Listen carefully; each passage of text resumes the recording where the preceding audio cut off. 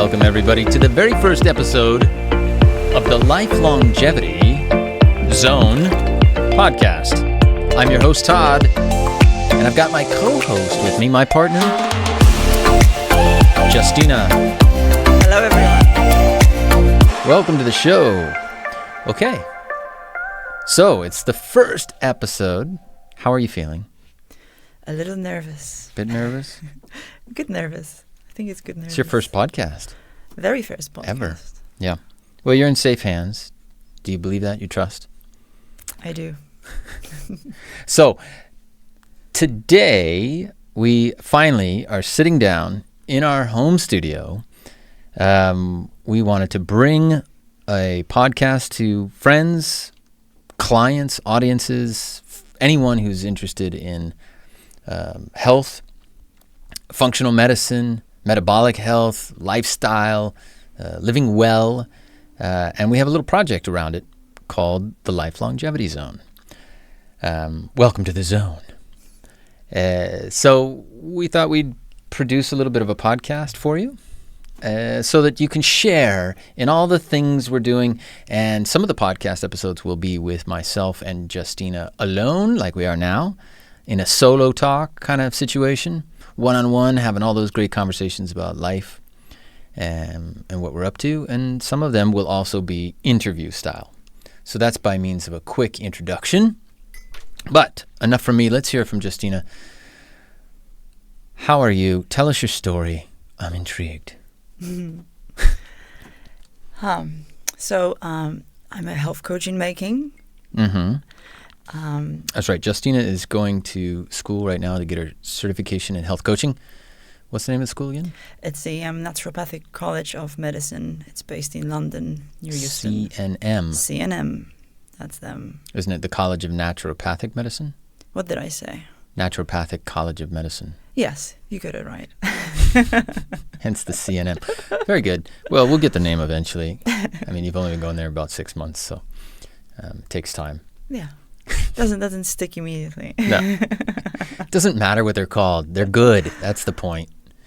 Yeah. So how's that going?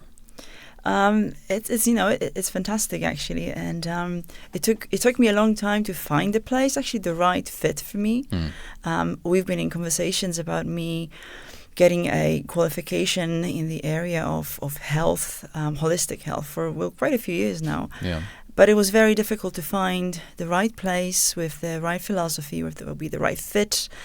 And eventually, we came across the health coaching course, and it's a really good one. They give you everything basically you need. So they teach you everything about human physiology, everything about the nutrition.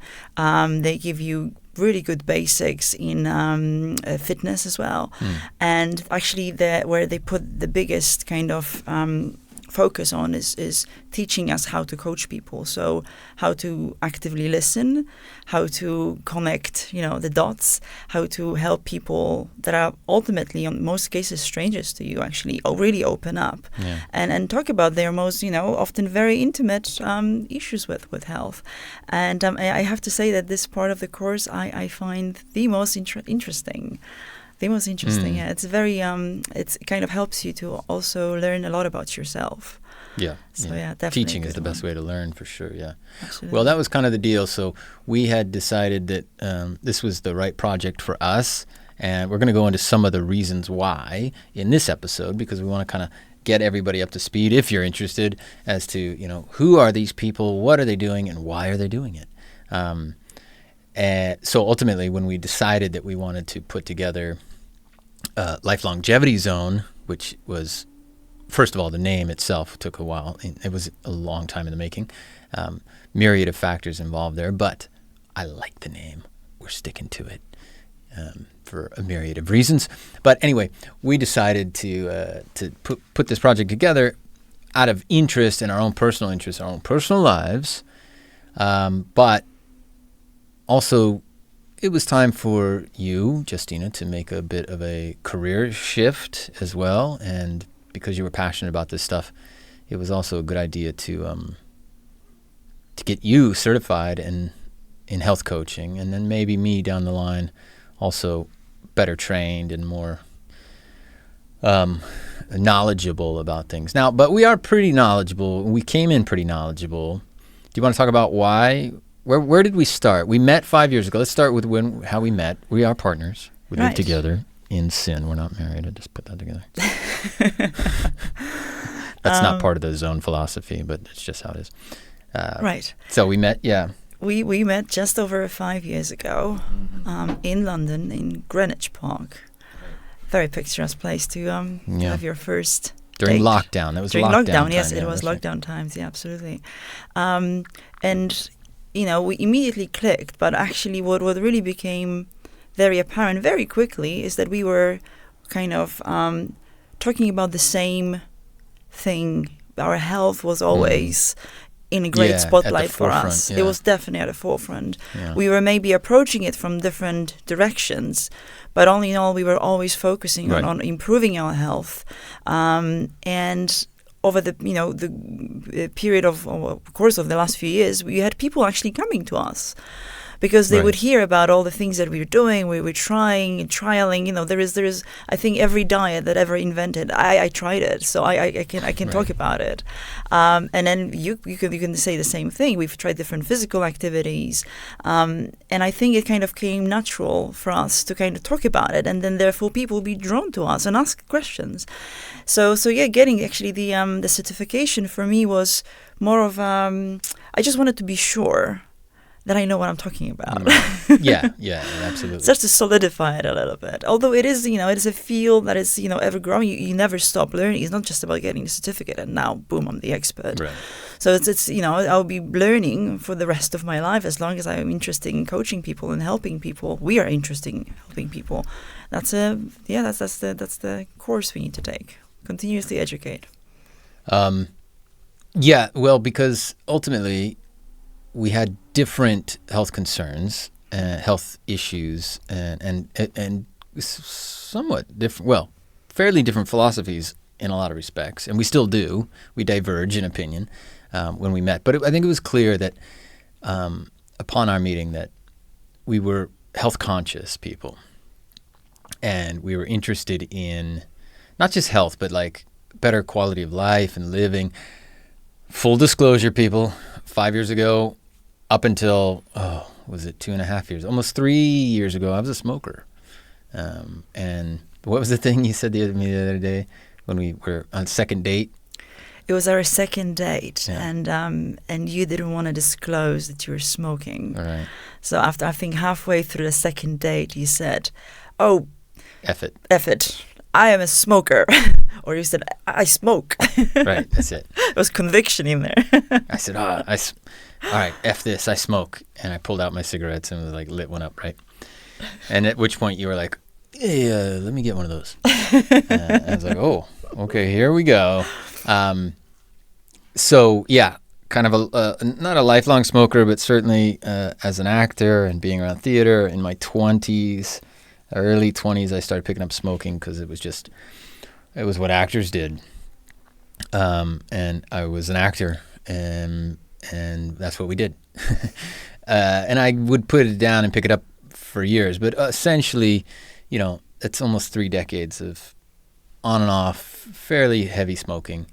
I say fairly heavy, but bottom line is any smoking is too much smoking. So that's one kind of thing that was like, okay. And I knew at the time that I needed to quit that, right? That was coming. Like you can't just smoke your whole life, right?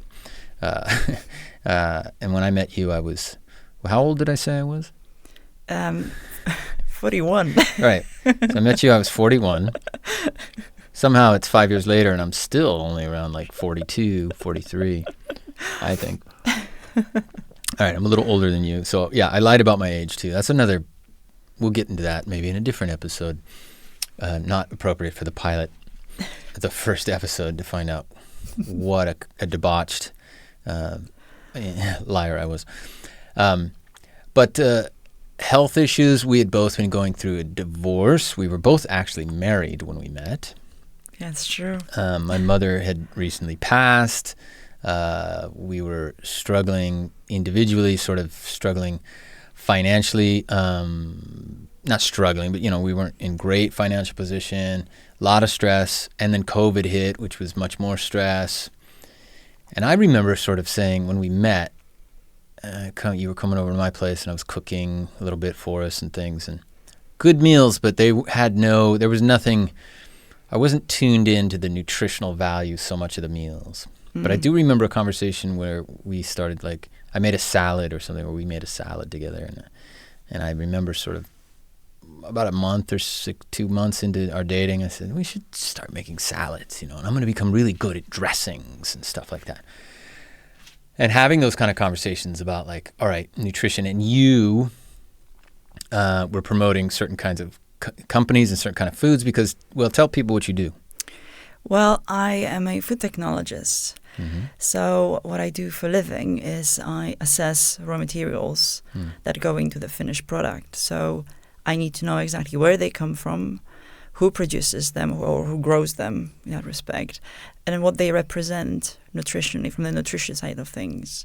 So this is where I'm very much tuned in when it comes to raw materials and, well, ingredients. We call them ingredients when we go grocery shopping. Right. So what's in the food, and that was that's kind of your area.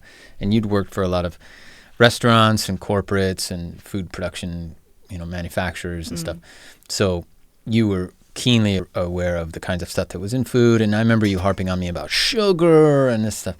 And so there was a lot going on there. This is just all by means of backstory, by the way, folks, because we just kind of want to lay it out as to how we got on this journey, because what we really want for people to do is come on the journey with us. That's essentially what we're trying to do. This project is about inviting people to come on the journey with us, because we weren't perfect then. We're not perfect now, right? But we are getting better, and we're learning and growing as we go. And we made a lot of changes in the last 5 years that were timely, right? Mm-hmm. Needed, definitely needed, and at the right time in terms of where we were age-wise and personally, so that the sooner you start that kind of stuff, the better you're gonna feel down the road, and better. If you're taking care of yourself at 40 and 50, then your 70, 80-year-old self is really gonna thank you. So that longevity thing, looking down the road, and there was a few other road marks in my life. I'll just say I was always keen on nutrition and things like that. I had a very poor diet as a kid. We talked about this many times. I wasn't fed right. I was a kid from the 70s. A lot of TV dinners, a lot of microwave dinners, frozen, entrees, a lot of crap, a lot of fast food, every horror you can imagine. Cereals for breakfast with whole milk or vitamin D milk, just the worst crap that a kid can have. So I always struggled with IBS and problems with my bowels and my morning constitution. I struggled with inflammation. I remember spitting. I spat as a kid. I spat until, even when I met you, I was spitting, right? Yeah, I didn't know what that was about at first. I didn't really either. By that time, it was just something I did. Like, well, I spit. I was just constantly phlegmy. So those are indicators, those were big indicators. And you and I sort of helping each other, working with each other, going, this is probably why you're feeling that. And you had certain knowledge that I didn't possess, and vice versa. I remember reading the big thing that turned me around. Do you remember what it was? The Zone. The Zone. Yeah, my stepmother, when I was about 19 or 20, bought me the book The Zone, which was it hit the New York Times bestseller. It was a big deal. Everybody got a hold of this thing. This was about 30 years ago or more even, the 90s. And it was the first time that somebody had produced a book and had a different kind of outlook than the standard, food pyramid that is popular in America. I'm American, by the way, and Justyna's from Poland, land of the Poles. Full disclosure, I'm 1/4 Polish myself, so it kind of works out. So together, you're listening to a podcast by 1 1/4 Polish people. British American living in England, along with Justyna, who also has lived in England for. We both lived here, 15? I've been here 15, you've been here? I've got 18 years now. 18 It was years, 18 years in May. Right, wow. So I'm actually a full-grown adult. I've right, reached your whole adulthood. adulthood was lived. Yeah, we're proper English, you know. So you can consider us global citizens. But that zone book, yeah, and that, I mean, I still recommend it because it changed a lot of things. There was a lot of talk in there about protein. There was a lot of talk in there about carbs and eliminating them and the processed foods and the sugars and stuff. And that was kind of the beginning of my journey. I got into that book. I read it. I had a bodybuilder flatmate, housemate, buddy when I was 18, 19, 20, something like that. Lived together. He's out there somewhere. John Tunick, if you ever find this, man, give a call. But he was a big bodybuilder, big into Arnold Schwarzenegger and his creatine and his whey protein. And he went down to Gold's Gym right there in Venice Beach where Arnold Schwarzenegger worked out. He'd see Arnold in there sometimes. You know, that was his thing. He was a skinny little kid when I met him surfing. But then, man, he got big, you know. But he was big into like nutrition, how to bulk up, how to build muscle. And that was always part of the conversation. In my university years, when I started to realize, okay, I'm growing, I need to eat better, you know, I need to be more concerned about my nutrition. I can't have peanut butter and jelly sandwiches and a big glass of orange juice anymore when I come home from school and then wonder why 30 minutes later I'm crashed out in my beanbag chair, just like, you know, dead asleep. What is going on? That's not the way to put on muscle mass and all this stuff. So it's been, for me, and that's just part of the story. And as we carry on with this journey, you know, we'll get it all out. I won't bore everybody, but that was kind of my story, and then coming finally full circle after meeting you, my love, and saying, okay, here's a partner that I can really, who cares about this as much as I do, or at least did and should and want to, and vice versa, and let's go on this journey together. So I know some about but you explain it. Your background, your childhood. Well, I actually, I grew up in a home where my mom cooked every day from scratch. Now that I think about her, I think like she's a superhero to me because she had a full-time career and, you know, she always still managed to actually have, you know, fridge fully stocked and cook every single day from scratch. So I was being, like, as a child, I was being fed very, very well.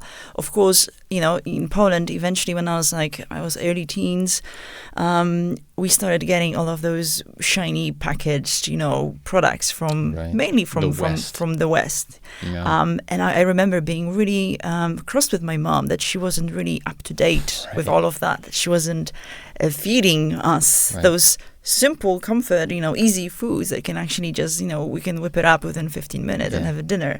Everybody else is thrilled about in post-communist country. Absolutely. And all of my friends were just, you know, I thought they were lucky. Right. So I felt like I was missing out.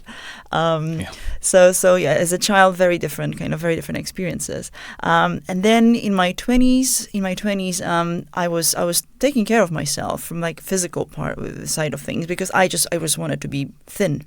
I didn't really have very, very much interest in my health per se. It was just about, you know, if I looked the way I wanted to look. So I would exercise, I would count my calories, but I never really, even though I actually did study nutrition at university, I never really kind of paid much attention on daily basis. So as long as I had my, 1,500 calories, I wasn't interested where it came from. Right. And then later on in my 30s, when I started running, and I really kind of fell in love with it, and I was putting more and more training, but I couldn't see at some point, you know, much more results. So I started kind of digging into nutrition and foods and how to, you know, improve my recovery. And this is really where it started for me, because I started learning that different foods give me different recovery, different foods give me different energy.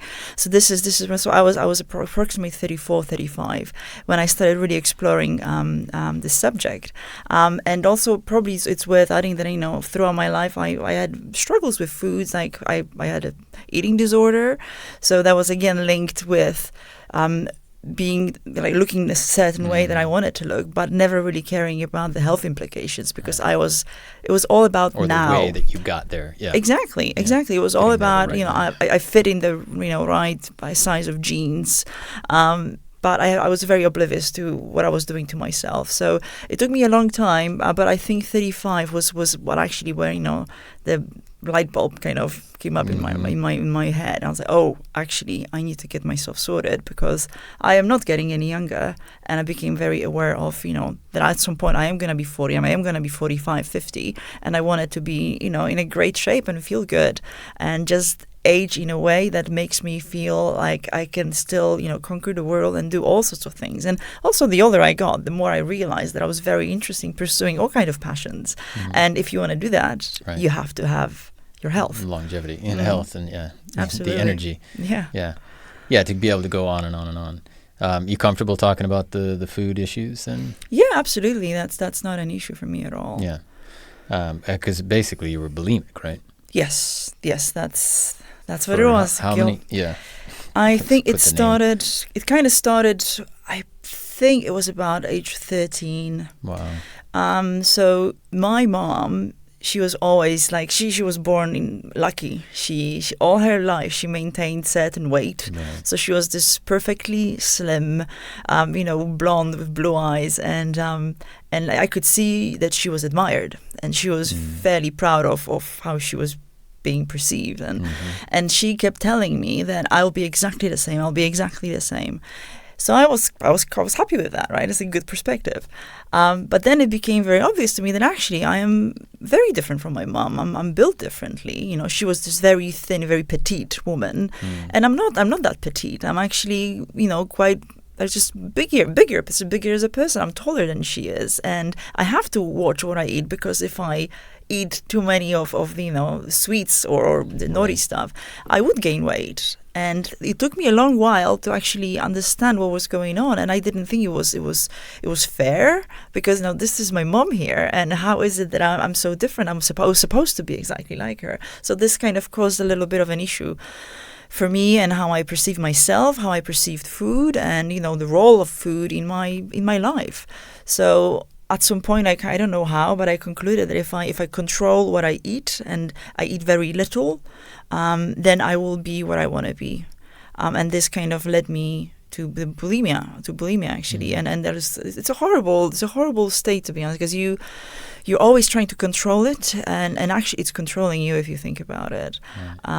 So that started my early teens, and actually it was still showing up in my 30s. But I was more aware. So I would go through periods when there's high stress, and I'm an emotional eater. I'm still an emotional eater. It's something I'm working on. So if I were going through a difficult period of time, I might kind of find some relief in just going through a pack of biscuits, for instance, and they would give me a very temporary feeling of, oh, okay, I'm feeling good, but then immediately there will be the feeling of guilt. I remember when we first started living together. You know what I'm going to say, right? Oh, yeah. A couple of years ago, or a couple of years into us living together, I would buy biscuits, little tube or packet or whatever, and mostly I think I'd chuck them in the freezer, cookies and stuff, and I would eat one or two, maybe every few days. I would pop a couple, like, oh, a little sweet. And then I remember looking for my biscuits, which were just a row, a little row, typical kind of tube of 20. I go, where's my biscuits? Oh. And then seeing a guilty looking wrapper in your rubbish bin under your desk or hiding in some kind of my drawer. in your drawer stuffed away. And I go, and it was a long time. That was a long time for me to even figure out what was going on with you. We had a lot of arguments as well about it because sure. I kept telling you that I'm in control of it. So, and my way of controlling was not to have it in the house. Right. Whereas you were saying that this is not a way to control. You could control it because you could buy a packet and have one a day or whatever, once every few days. But this is where we eventually actually found like a common ground and understood that well, it took a while for you to understand that, not only I had issue with sugar, but you also had issue because you had to have sugar in the house. Whereas I couldn't, I didn't want it, Right. but you had to. So you would go doing grocery shopping, and then you remember what did you used to buy? Oh, I don't even want to talk about what I used to buy right now. That was my shopping at the time was awful. Yeah, carrot cake was always on the list. I'll put it that way. Oh yeah, one of those little carrot cakes. One of those in retrospect, just the crappiest. Yeah. Cheap, like the £2.50 supermarket brand carrot cake with all. Because the argument was that I was the one with an issue, that you were perfectly able to control yourself. Well, yeah. But then we realized that it was not exactly. Well, okay. Wait a minute now. We're getting into our first on-air fight. Disagreement. We have different recollections. But the point is, yes, we had terrible eating habits. And what I used to say to people, because I was never bulimic, I was kind of the opposite. I always said I had a poor relationship with food growing up, because that was the only way I could really quantify it somehow and make sense of it. I wasn't anorexic. I wasn't bulimic. I just didn't know how to eat right. I didn't have a big appetite. I had managed over many years to just allow myself to be hungry. I was hungry all the time as a kid, which these days serves me when I want to fast. I don't have any issue going without food for a few days. It really doesn't, like, I can manage that pretty well. But and your mother and my mother were opposites too. Your mother was preparing healthy meals at home. My mother, but there were similarities. My mother was also this kind of skinny little blonde, gorgeous, that got a lot of attention and seemingly didn't have to eat. A bowl of pistachio nuts or some nachos, she'd call it, like some Doritos and salsa, or she made these kind of snacky items for herself. If she got hungry, really a bowl of pistachio nuts, which in retrospect also ton of protein in there. And you can see why, she's hungry, she eats pistachio nuts. Probably actually good for her in that respect, but didn't understand that she had a growing boy in the house who needed a meal. And every time I would say I'm hungry, I got this kind of surprised look on her face, like, what? Oh, you're hungry. Didn't I just feed you yesterday? That kind of thing. So my relationship with food growing up was quite poor as well. Like I said, the TV dinners. So eventually I realized if I wanted to eat well and grow, I need to cook. I need to learn how to cook a meal and cook for myself and make the food I want, because I can't afford to eat out really. And I like to eat, but what to eat was always the question. And an American diet, much different than a Eastern European diet as well. The stuff you're told to eat is wrong, and the stuff you think is good for you is not good for you, and the stuff that you think is awful, like eggs, is actually really great for you. But they manipulated that system. I was growing up at the time in America when that system was being completely manipulated by the government and big industry, the farming cartels and the food manufacturing cartels that wanted you to believe that, saccharin and was better than sugar, and the good trans fats were bad, and the margarine was the best substitute. Otherwise, you get heart attacks. And don't eat eggs because they got cholesterol. So get rid of those. It's just like here, but we've got a substitute which is better than nature. Blah blah blah blah blah, all that stuff. So by the time I got to 20, I was more like 20 something, living on my own in university, and started to understand I needed to make some changes nutritionally. Not that I did that and kept it up, because as you said, by the time we met, when I was 41. 41. Yeah, no, I think pushing 50 at least, and still buying carrot cake and cookies and a bunch of crap. So how long ago was it that we kicked sugar? We kicked, I think it was 3 years ago. Was it before the smoking? I think the smoking came from, was it? No. First came sugar, then smoking. I remember really going after sugar. Sugar became a thing in the press, and there was a lot of backlash. It became obvious, like, look, processed sugar, white sugar, the glucose, the high fructose corn syrups that they put in these products. This is the stuff that's really, so that was a big kicker. And I remember just eradicating sugar in the house. And doing it for my daughters too. So I have 2 daughters. What are their names? Lana and Star. Oh, you remember. Great.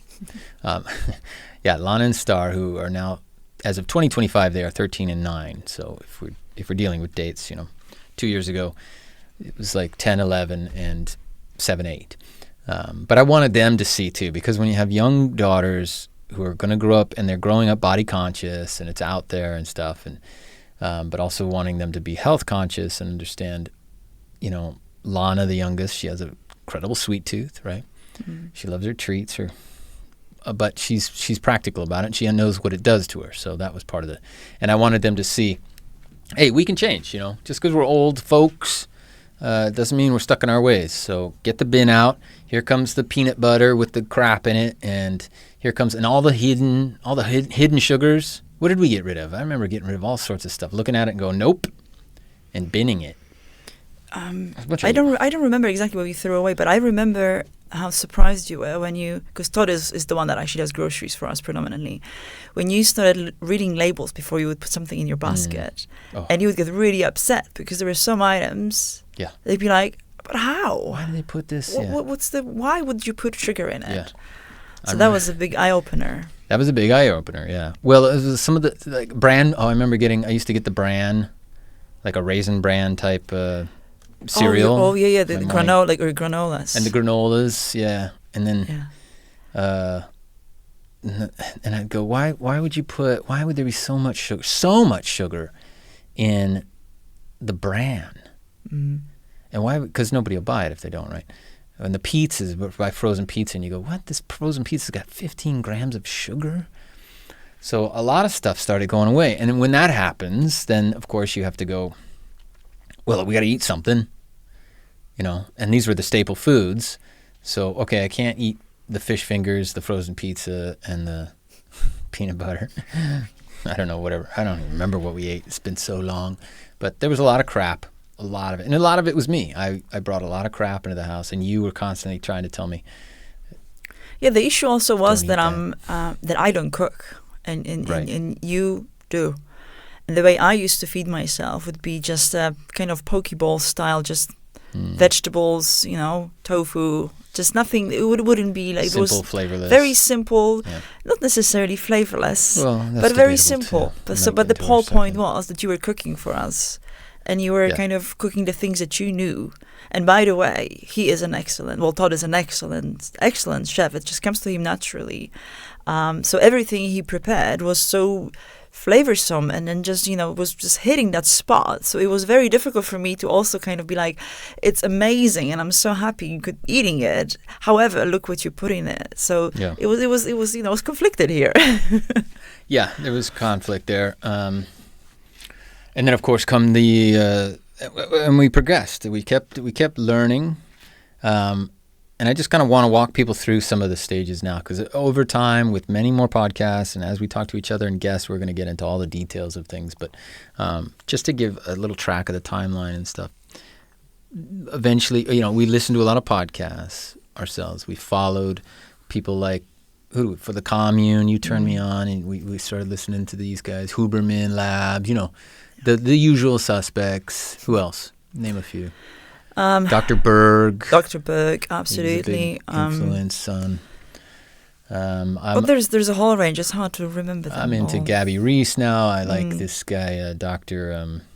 Dr. Gundry. Dr. Gundry was also he influenced our diet tremendously. And Saladino, Paul Saladino. So there's a lot, and we got into cold potting. There was a period where you were like, really pushing me to get these ice pods. We got the cold pot in the house. We've been using that. So Wim Hof, and just breathing techniques that come breathing with it, techniques and stuff. So just even beyond nutrition, started doing yoga again. I was a big practitioner of yoga in my 20s, and I put it all aside for almost 20 years when I got married and had kids and all this stuff. And so diet changed. We got rid of the oils, the seed oils, and that was a big shift as well. And part of that was because, you can tell them as well, because you call me the sort of barometer, don't you? Mm-hmm. Why is that? Well, Todd has got a autoimmune condition, psoriasis. Oh. And so to be honest, straight from the get-go when we met, it was my goal to heal him. Right. And I thought it would be just so simple because I would just remove this, and this from his diet, and then he's going to stop smoking, and boom, he's there. And then, I was proven wrong because it actually is a very complex condition, and it's kind of, there's no rhyme or reason very often. Very often it could be actually the good stuff that is also triggering him. But basically, this is kind of what is on our agenda, to actually finally understand this condition that most doctors say is something you can't cure. So, yeah. Yeah, that was a big, I started developing psoriasis, I think about 20 years ago, really. Geez, that's hard to say. But I'm sorry to interrupt you, but I didn't explain why we call you the barometer. Right. But we figured out that if something is triggering you and it doesn't trigger me, it only means that my immune system can deal with it, but it doesn't necessarily mean that it's not very quietly, silently causing me all sorts of problems that, in maybe 10, 15 years are actually going to start really demonstrating. Right. So it's causing inflammation in exactly. you as much as it is me, but your system's handling it. Yeah, so I don't have symptoms, I don't demonstrate. So this is gut biome, okay. It might be because of my mother's cooking. It's very possible. And breastfeeding. Yes. I didn't get breastfed. And, so fine. You got me on one thing. We found one thing at least that you got me. I got a better gut biome. I'm willing to concede. But anyway, psoriasis hit me, I don't know, let's say 15. No, it's got to be 15, 20, somewhere 17 years ago. I started getting stuff on my scalp and other places on my body, a few little patches. And I went and talked to dermatologists, and they would say, well, you've got, I don't know, nobody knows where. I go, where does it come from? They go, we don't know. Here's some cortisol cream, right? Here's some steroid cream. Just rub that on there. They gave me some shampoo, tar shampoo and things like that, just to calm the thing down. I took it happily, okay, thinking this will go away, right? If I put this stuff and no, it was not going away. It was getting worse over the years to the point of just really, difficult to be outdoors. I used to think I needed more sunshine. I needed more be in the salt because I grew up in sunshine, and now I lived in Eastern Europe and in Czech Republic, and I lived in England, and not a lot of sun, long winters. So I would seek out the sun, and it would do better in the sun. The skin would dry up. So I thought, okay, I got to get out of this environment. But that was a journey. And now I'm kind of the barometer, because if I'm not feeling well, if I'm not handling a meal, if we go out to eat and we try to be careful, it's difficult. Or we order something, or we bring something in the house, and I'm not feeling well. And I used to be that I felt terrible after every meal. I couldn't eat even my own meal. I'd eat it, and I was gassy and bloated and feeling like crap, just constant, right?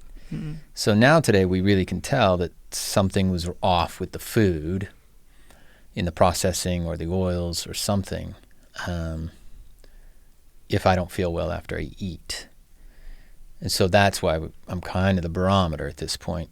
And that's another reason just to really, in a big way, transform our dietary habits, our eating habits in the house, and really learn on a steep learning curve what's the right things to eat. And two things happened, which I'll just talk about briefly. One of them was kind of interesting because it was my buddy, you remember Serge, when we were living down close to Hastings in England.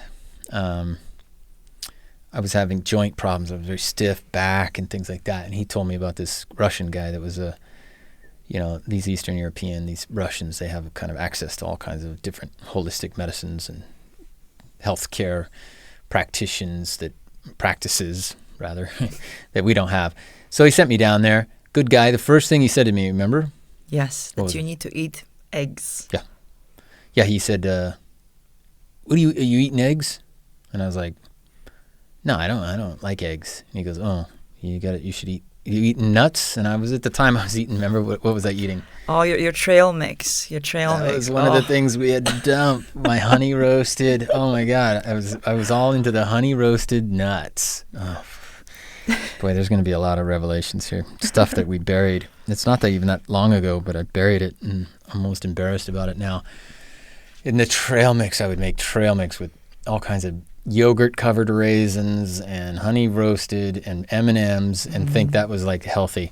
It's trail mix, and he goes, you eating almonds, you eating walnuts? And I was like, yeah, I kind of have some. I had some at the time. He goes, you got to eat a lot of walnuts, you got to eat a lot of almonds. And this guy knew what he was talking about. You could tell, you could just tell with some people. So that kind of started turning me around, like maybe I'm getting a lot of this nutritional stuff wrong. I need to reassess. And then the second thing that happened was up here. Do you remember? I took the kids. Yes, you took the kids. You decided to eat out. Yeah, it was like a treat. Yeah. I took them to Burger King. And because we had gone out somewhere for the day. And I was like, how would you guys like Burger King? Yay! And we went into the restaurant. And I got barely through the meal. Typical Whopper fries and a Coke or whatever they got. And I became violently ill.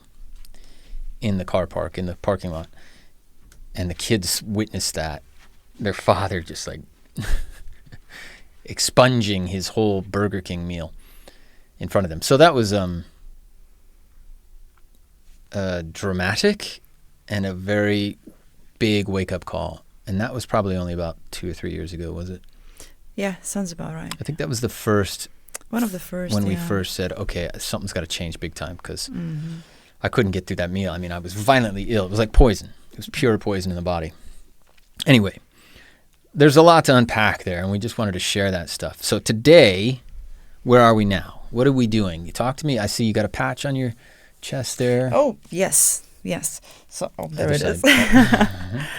So what we do today is we are very conscious when it comes to what comes to the house, the way we do our shopping, or weekly shop or bi-weekly, whatever it is. So very, very picky about what we eat. And I would like to emphasize again that Todd is creating absolutely stunning meals for us, out of this world, delicious, but in the same time, they are healing foods. Everything is, basic. Very, very fairly simple, but it's all anti-inflammatory. It helps with digestion. It helps with your skin glow. Everything you can think. Every single raw material that goes into the meal is actually going to function, and it takes a great skill. So I can't praise him enough for how he's feeding us. So that's what that was very well. I think, we're very conscious. Healthy and tasty. Very tasty. To be honest, I've never eaten better. I've never been happier with the quality of my meals. And would you say it's gourmet? I would say it's a Michelin star. Even yes. Michelin there you star go. Equivalent. Michelin star equivalent. Yeah. Not to put words in your mouth. You're the native speaker, so right. So you're better. Yeah. So I've never, and I used to eat out a lot in good places, nice places. Due to my line of work, I had access to a lot of good places, and I've never been happier than I am now. So anytime it happens that we eat outside, I'm always like kind of like lowering my expectations. I was like, okay, we're eating out. We're eating out. There are good things about it, but it's just don't expect too much. Yeah, it's tough. So we've adjusted the way we eat. We're also very conscious about our fitness. So we understand that with age, we have to be a lot more aware of how much we need to move and how we need to move. I was always kind of like I need to do what I like. I don't have patience or even the drive to do things that I don't really enjoy, which is a problem. I can, you send me to run, and I will run, as far as I can, but it's not everything. So slowly, I started kind of thinking about it. Right, I'm a woman in my early 40s. I have to start considering my joints. I have to consider my bones. My estrogen is going lower, so I have to think about that. But because I'm a very picky person when it comes to exercise, I had to find the right fit. And I'm not sure about you, but you kind of started your own thing. You've got your exercising plate. So my vibration plate that I love, yes. Yes, your vibration plate. It doesn't really work for me in a sense that I just don't like the sensation that it gives me. So we kind of diverted here. So I'm a long distance runner, he's a sprinter. I do my exercises, he's got his. But actually recently we managed to find something that we both enjoy. And it's become our morning. Well, we did something this morning that kicked our ass. Oh, yes. Kicked my ass. Absolutely. I discovered this wonderful app called Daily Om, and they've got... Daily Om. Well, it's OM actually, so... That's Om. Om. Okay, cool. Om. Right. And they actually got so many different programs. So I started one for actually strengthening my core and my hips and my bum. And then on top of that, I added something for the upper body. So I started doing this, and I started talking about it all the time, and taking his ear off, and he joined me today, and we had so much fun together doing it. It was really, really great, and I think this is gonna stay. This is gonna be part of our mornings now. Yeah, we're doing a lot of stuff. So we're trying things. We have goals, which are great. I have a goal to put on more muscle mass. Justyna has a goal to lose some visceral fat and put on more lean muscle, right? Absolutely. I have a goal to increase my cardio workouts and to improve and move more. Justyna is a marathon runner. Yes. So she's out running marathons, at least 2 or 3 marathons a year, isn't it? Well, I do 1 full marathon a year with my running buddy, Anna. Hi, Anna, if you're listening. And then I do about 2-3 half marathons throughout the year. Yeah. So most of the time I'm in training with some breaks. But yeah, I've got Lisbon coming up late in October. Nice, yeah, and you're going to hear all about that. We're going to bring Absolutely. you all the details. But we're using, are we using Astana? Have you tried Astana, the app? I had it for a while. Yes, Asana? Asana. It was Asana. It, yeah. Yes, we've tried it, and it's again great app. They've got a lot of great options, trainers, etc. But something didn't quite fit. It was something, and like I said, I'm very picky. It has to be the right, the conditions need to be optimal for me to do something that I'm not really into. So I found the other app that I just mentioned, and actually it really got me hooked in. I really, really enjoy it. We might try to do a little affiliation with them. Maybe check the show notes for the Om app. Maybe if you're interested, we can try to get you a little trial or through us. We also use Endel app, which has been great for us, and Justyna is a big proponent of that. So you have a little affiliation there, right? If people use it, then you get some discounts, or they get discounts. There is 2 weeks. I think it's 2 weeks for free that people can try. They can get that, but yeah. So there's apps that we're using which are great. For that help with energy and sound and things, help with that you can use for exercise. We use a few apps to track. I just came across one called Seed Oil Scout, which I'm not sure if I'm liking that one, or there's another one I might try, but that's one where you can zap the product and find out if it's got seed oils in it, and they also do restaurants, so you can find out if the restaurant has. So, that's part of what we're doing. Also, if you are interested in knowing more about some of the foods that we are eating, the anti-inflammatory diet we have, you can go to lifelongevity.zone, subscribe, and you will be sent automatically a PDF with a list. I think it's about a 15-page PDF with the list of foods that are safe to eat. Everything on that list is anti-inflammatory, low sugar, raw, organic, normal, healthy, simple, singular foods, right? That we've picked out. Now, it's not a fully comprehensive list of everything that you could eat or should eat or might eat, could get away with eating. This is just the safest foods you can eat. If you are high inflammation and you're worried about today making a change, you can go there immediately, and that list is designed to get you into a place where you can start eating your next meal safely and know that you're eating the right thing. So you can check that out, like I say, lifelongevity.zone. That's on our website. And that's the kind of things we want to start bringing you as well. Justyna is finishing her certification, as we talked about, in health coaching, and she's already starting to do some, well, you tell us. Well, it's part of my course. Actually, achieve my certification, I need to get some practice. So I practice on friends at the moment, mostly. Mm-hmm. So I actually... We've done some consultations, though, for friends mostly. Yes, it's mostly friends. But like I said, it's a very safe environment where I basically ask questions and try to understand someone's life dynamic. Because at the end of the day, maybe we should say what a health coach actually is. Sure. So, health coach is not a nutritionist. Health coach is not your fitness instructor. Right.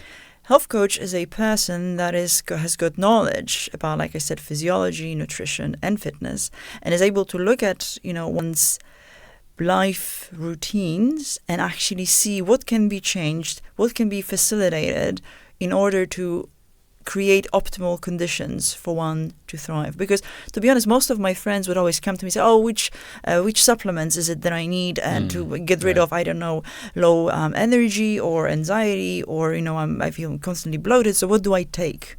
And this is not about what to take. Your supplements will add.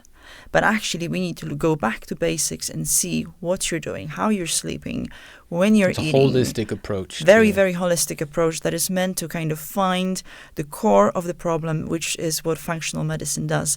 Right. Quite the opposite to the Western medicine, which is sending you straight to the pharmacy. Right. Yeah, so this is the other thing that we're going to start offering through Justyna and myself as well.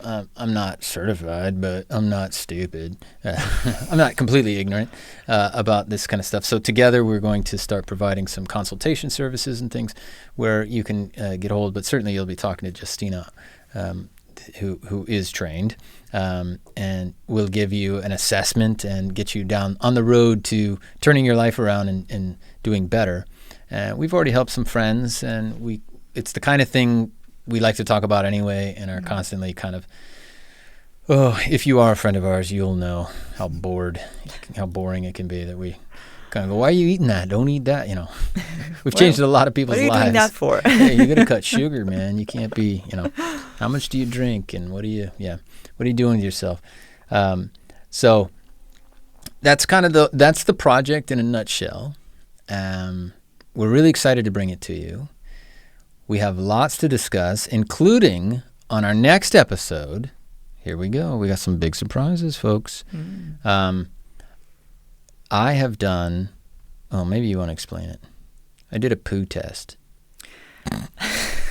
Gut. Okay, you explain. It was a very comprehensive test, conducted by a laboratory, of Todd's morning bowel movement. Right. My disposal, my waste. Yes. And why we did it. So again, going back to psoriasis and my promise to Todd that I would heal him eventually.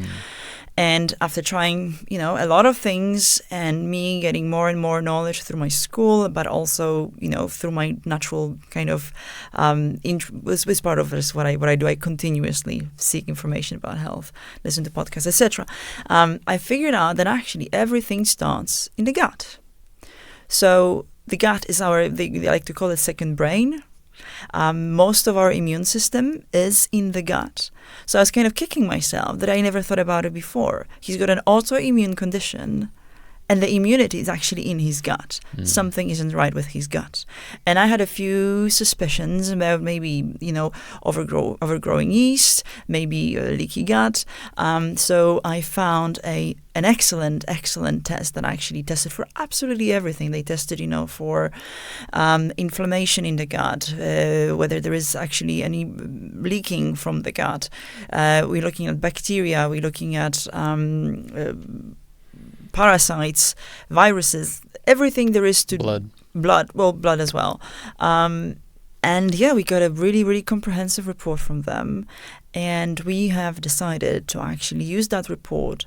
And again, because he's our barometer, I figured out that if this is his gut, mine is not going to be much different. Again, I'm not displaying symptoms, but we live together. We eat the same thing. The environment is the same. Our guts are probably looking like twins, or at least siblings. Mm-hmm. So what we're gonna do? We put together a 12-week plan of what we're gonna eat, and each week we're gonna try to restart. Exactly, heal the gut. The gut. My gut biome. Exactly, to kind of first of all heal the gut itself, so there is no more leakage. Also, almost replant his microbiome, our microbiomes, to make sure that we've got the good bacteria in our gut, so we get rid of the bad guys. It's not an easy protocol. It's actually much harder than I thought it would be, but this is our plan, and we're gonna document the whole process, and hopefully we're gonna come out of it feeling amazing and hopefully psoriasis free. Yes, we're going to restart. We're going to try it. I don't know if it's ever been attempted before in the world, a reboot of the gut biome. But you've come up with a kind of a diet, foods to stick to. We haven't started yet because we wanted to take everybody on the journey, the Todd Kramer bowel journey, the inside of my. We didn't want anybody to miss out. Yeah, we're going to get into all the nooks and crannies of your my bowels. Gut. Yeah. Oh, boy. I'm getting excited even. I don't know about anybody else. But the results are in. So next episode, we're going to go through that.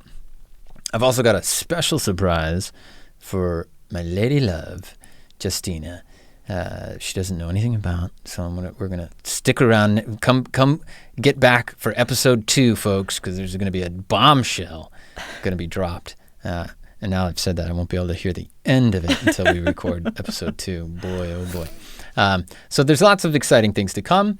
We are very happy to have you on board with us. Grateful that you have joined us. Really excited to take you on this journey with us. This is something we're going to be doing for the rest of our lives. There's not going to be an end to the life longevity. We're going to stay in the zone. We want you to be in the zone with us. I see a future where we have events, where we have all kinds of activities hosted, where we are engaging with the friends and clients and audiences about this, along with the rest of the so-called the usual suspects out there in the world who are promoting this stuff and propagating it. We're just out here living our lives. Like I said, we're not perfect. We're just like you for the most part. We're trying to figure it out as we go. So we're going to make mistakes, but that's okay. We're gonna fail sometimes. We're gonna succeed other times, and we'll take the failures just as well as we take the successes. All part of the same. It's all learning. Journey of learning and discovery, and hopefully we'll live a long time and have a great, healthy life into our 60s. No. Justyna wants me to live to be 110, which it's already exhausting just thinking about it. Any last words, my love? It was fun. It was really fun to be here. Good. I'm glad you're saying that, because you're going to be there a lot. There you go, folks. Thank you for joining us. The Life Longevity Zone. Go to lifelongevity.zone. The website is under construction, but there's stuff there. You can already book in with Justyna if you want to talk to her. And until next episode, woo! Stay well, stay healthy, live your best life. We'll see you next time on the Life Longevity Zone podcast.